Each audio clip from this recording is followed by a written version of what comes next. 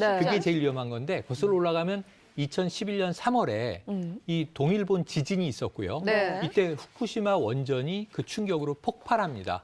이게 멜트다운이라고 하는데 맞아요. 원자로가 녹아내렸죠. 아. 근데 이것을 식혀야 되니까 끊임없이 냉각수를 부은 거예요. 그러니까 방사능 물질이 잔뜩 오염이 된 냉각수가 흘러 나온 네. 게 지금 벌써 10년 됐지 않습니까? 네. 그게 지금 125만 톤이 쌓여 있는 것이고 아. 지금도 흐르고 있고 매일 아. 하루에 나오는 양이 4인 가구가 한 5, 6개월 쓸 정도의 물이 매일 쌓이고 있는 건데 이게 언제까지 나오느냐면 2051년까지 앞으로 30년 더 나옵니다. 어머, 어떡해. 근데 이걸 이제 더 이상 쌓아두기가 부담이 되니까 네. 이거를 이제 해수로 방출하겠다 하는 이야기가 나온 건데 네.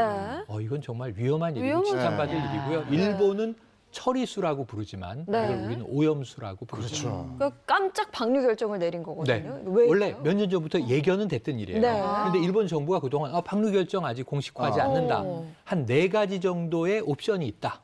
예를 들면 뭐 이걸 땅에 매립하는 방법, 계속 이것을 이 저수조를 늘리는 방법, 그리고 뭔가 화학적인 처리를 통해서 이것을 안전하게 중화시켜서 공기 중으로 이제 기화시켜 버리는 방법, 그리고 이제 이것을 처리를 해서 희석해서 바다로 방류하는 방법.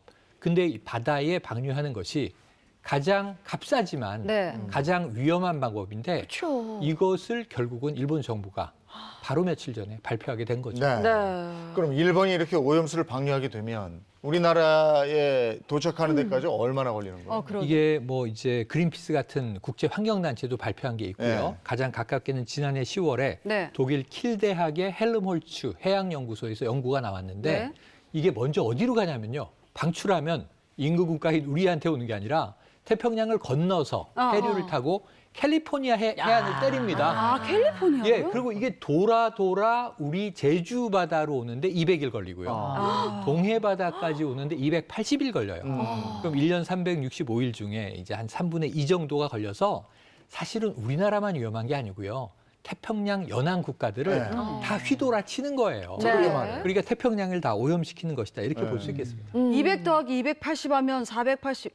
그럼 1년하고 조금 더. 그러면 금방 오네? 금방 너무 오죠. 빠르잖아요. 네. 우리 어떻게 해야 돼, 그럼? 9개월 걸립니다. 네. 근데 일본은 이 오염수를 처리수라고 칭하면서 네. 먹어도 안전하다 이런 얘기를 하더라고요. 이게 확인된 바가 없습니다. 우리 정부가 지속적으로 요구하는 게 자, 그럼 방류해도 괜찮다는 과학적 근거를 제시하시오. 데이터를 좀 인접 국가에 공유해 주시오. 우리도 보고 안전하다는 확증을 좀 받고 싶소. 이건데 데이터를 공개한 적이 없고 공동조사 하자고 해도 응하지 않고 점점 수상했던 거예요. 네. 네. 근데 적어도 이 처리수라고 일본이 부르지만 삼중수소, 이거 방사능 물질입니다.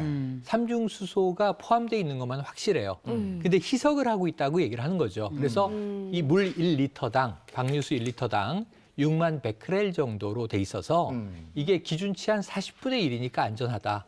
국제 기준의 7분의 1이다. 이렇게 얘기하고 있는데 이게 확인이 안 되는 거고요. 네. 또 다핵종 제거 설비를 통한다고는 하는데 보니까 115만 톤 중에 30% 정도만 기준치를 통과한 것으로 도쿄 전력에서 스스로 발표를 했어요. 네. 그럼 이거는 외부에서 객관적 조사를 한 게 아니라 자체 조사를 한 것도 그렇죠. 30%만 지금 기준치를 통과했으면 네. 70%는 위험하다는 얘기잖아요. 그렇죠. 여기 삼중수소만이 아니라 해산물 오염의 문제인데 세슘 137이라는 방사능 물질, 스트론튬 902라고 하는 방사능 물질이 포함되어 있는 것이 네. 지금 나오고 있습니다. 그럼 방사능 오염수가 우리 인체에 미치는 영향은 어떤 걸까요? 영향은요, 80년대에 체르노빌 원전 사고가 그렇지.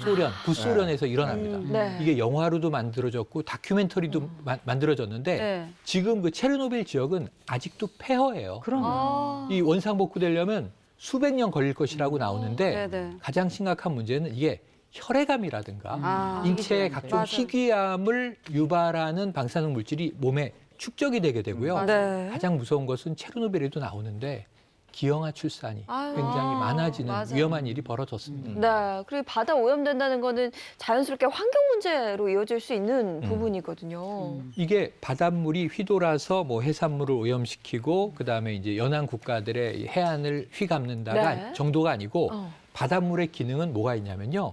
우리가 비가 내리잖아요. 네. 이 바닷물이 날씨가 더워지면 기화가 돼서 수증기가 됐다가 구름이 돼서 비가 각 되죠. 나라로 돌아가고 비로 내립니다.